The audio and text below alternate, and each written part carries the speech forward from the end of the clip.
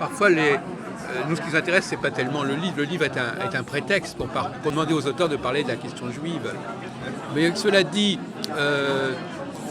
quelque part, il y a un paradigme de la famille juive dont vous êtes servi pour imaginer comment s'est épanoui ou pas épanoui le Napoléon II. Enfin. Exactement. En fait, le fils de Napoléon, il a... Le roi de Rome. Pardon ? Le roi de Rome. Le roi de Rome. Il a un père extrêmement fort qui pèse beaucoup sur ce que va devenir sa propre vie. Même quand il est mort, enfin, même quand il ne le voit pas. Ah, bien sûr, même c'est bien pire.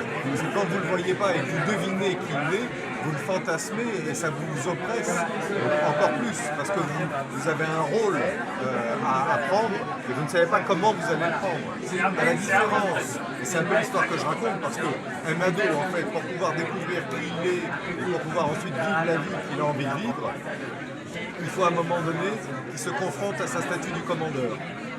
Et moi, dans mon roman, je fais rencontrer le fils de Napoléon et Napoléon, alors qu'en réalité, ils se sont connus quand le roi de Rome était tout petit. Oui. Ensuite, ils ne se sont plus jamais revus. Mais moi, je les fais se rencontrer parce que pour découvrir qui on est, ça me paraît important de se confronter. Alors, il est allé à l'île à Sainte-Hélène. J'ai été à Sainte-Hélène. Je le fais aller à Sainte-Hélène parce que moi, j'y suis allé. Oui. Et c'est très compliqué d'aller à Sainte-Hélène. Et la réalité, c'est que dans la famille juive, on a souvent un environnement parental extrêmement fort. La grosse différence, et c'est ce que je raconte un petit peu dans ce roman, la grosse différence, c'est que l'environnement parental des familles juives, il est à la fois très bienveillant et très porté sur l'éducation, donc très fertilisant. Et je trouve ça formidable. Et où est-ce que doit se situer le curseur pour qu'il reste fertilisant sans être oppressant? Et c'est bien toute la limite en fait. Oui. Parce que ça peut être aussi un peu oppressant à un moment donné de se dire que pour avoir une vie correcte, il faut réussir. Et la notion de réussite et la notion de performance dans nos familles, elle est omniprésente. Oui. Vous pensez aussi bien les familles juives ashkénazes que séfarades? Je crois que oui.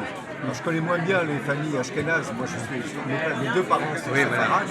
Mais la réalité, c'est que effectivement, la notion de performance, de réussite, elle est omniprésente. Et à votre avis, ça tient à quoi cette espèce d'exigence?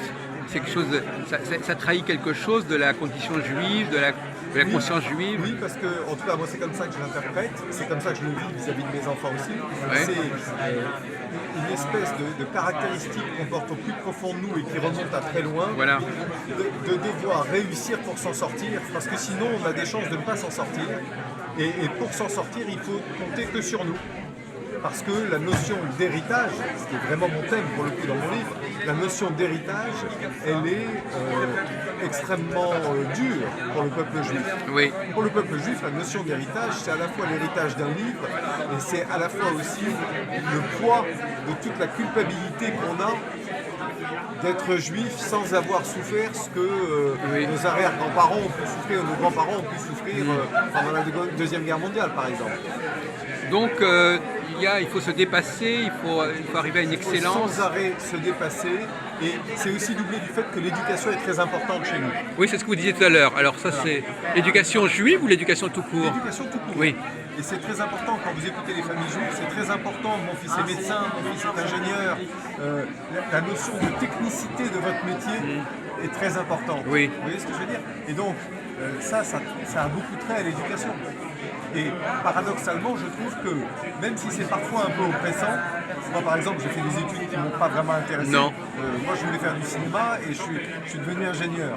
Donc c'était pas ce que je voulais faire. Non. Mais néanmoins, c'était important de suivre les bons rails d'une bonne filière bien comme il faut, entre guillemets. Vous voyez ce que je veux dire? Avoir la tête bien faite, oui. Avoir la tête bien faite.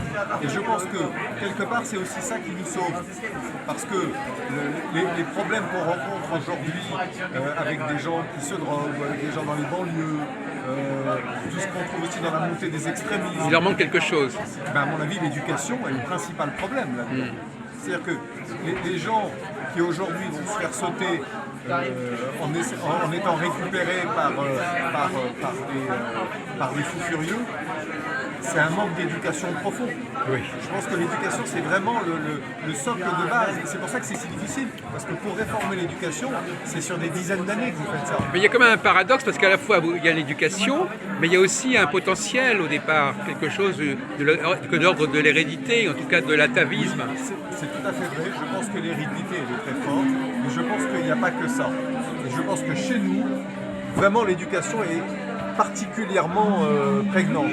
Vous l'avez d'ailleurs, moi mes parents viennent de Tunisie, et en Tunisie, sous le protectorat français, quand à un moment donné, il a été donné la possibilité à la population d'accéder à un certain nombre de responsabilités, les premiers à en profiter, ça a été les Juifs. Eh oui. Parce que cette notion de je vais m'en sortir et je vais être éduqué est essentielle en fait. Oui. Vous-même, vous êtes plutôt pratiquant, croyant Moi je suis croyant, pas très pratiquant, et surtout je me sens un énorme devoir d'appartenance à ce peuple. Et c'est ça qui fonde ma croyance en fait. Est-ce que l'antisémitisme vous a aidé à prendre conscience de votre différence, je ne sais pas si on peut dire Pas tant que ça en réalité, pas tant que ça. L'antisémitisme, je le vis de manière très variée, c'est-à-dire que l'antisémitisme, c'est ce qui me raccroche encore plus l'antisémitisme, c'est ce qui me raccroche encore plus à l'attachement de ce peuple. Oui.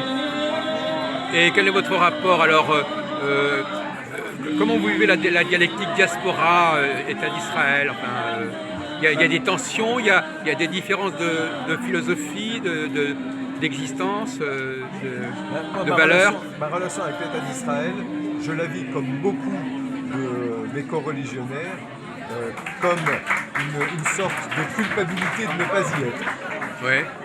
Et de me dire, il y a des gens dans le monde qui vivent une vie dangereuse pour qu'un jour, si j'en ai besoin, il y a un État qui m'accueille sans me faire de problème. Donc il y a une double culpabilité. La culpabilité de ne pas avoir été pendant la guerre, exactement, dans le passé, et la culpabilité de ne pas être dans l'espace, oui, là où il faudrait être. Et c'est la même culpabilité en réalité. D'accord.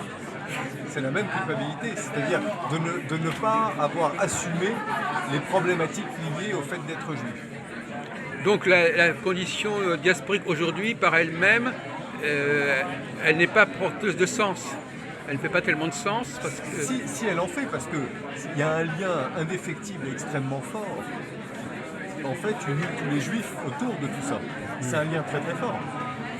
Donc elle est très porteuse de sens, au contraire. Je voudrais aborder un sujet un peu délicat. Alors, est-ce que éventuellement, Je suis désolé parce qu'Émilie a oublié un truc. Je peux juste regarder si c'est pas ici.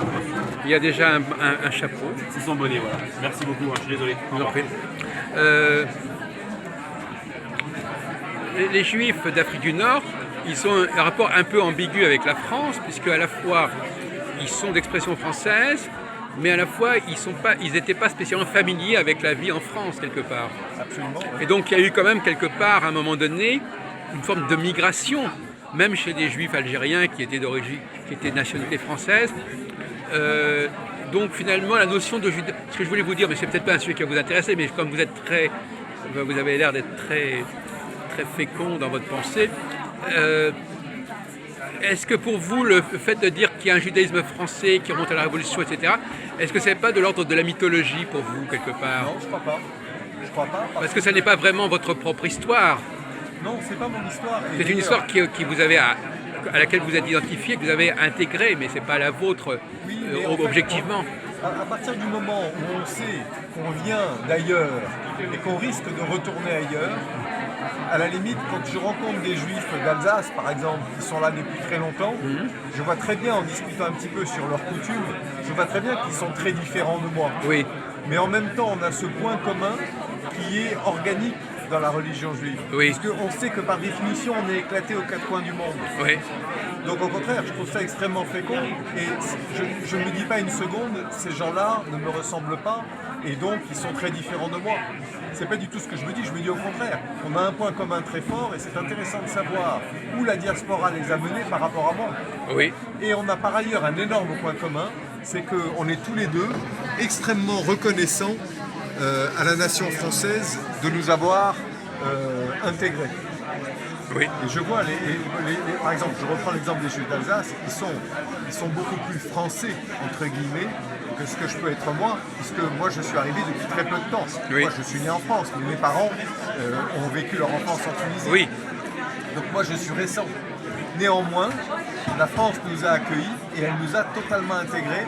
Et il y a cette notion de reconnaissance qui manque à beaucoup d'autres aujourd'hui qui détestent la France, qui pourtant les a accueillis. Oui. Mais à votre avis, enfin c'est encore une question un peu délicate, à votre avis, l'immigration, c'est comme vous semblez dire, elle est porteuse de valeur, l'immigration en tant que telle. Parce qu'on a fait un choix, on est allé quelque part, on est reconnaissant. Bien sûr. Et donc, mais aussi il y a un phénomène d'assimilation et de mimétisme qui est complexe parce qu'il s'agit de s'intégrer, d'être accepté. Et parfois c'est une apparence, c'est un masque. On retombe dans une forme de, pas de maranisme, enfin quelque part, on est juif français, mais en même temps, on est un juif qui a ses propres racines, qui sont parfois décalées.